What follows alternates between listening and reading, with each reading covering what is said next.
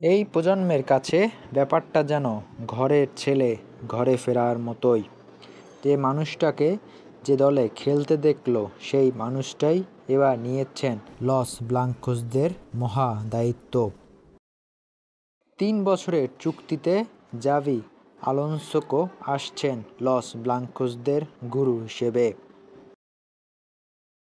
এর আগে তিনি ছিলেন বুন্দেসলিগার ক্লাব বায়ার লেভারকুসেনের দায়িত্বে।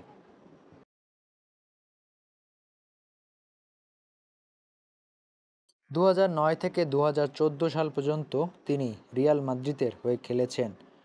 ২৩৬টি ম্যাচ মাঠ মাতিয়েছেন তিনি। লেভারকুসেনের সাথে সমঝোতা এসেছিলেন তিনি যে তার পুরনো ক্লাব রিয়াল মাদ্রিদ, লিভারপুল কিংবা বায়ার্ন মিউনিখ যদি তাকে কোচ হিসেবে চায় তবেই তিনি রিয়াল মাদ্রিদ ছেড়ে যাবেন।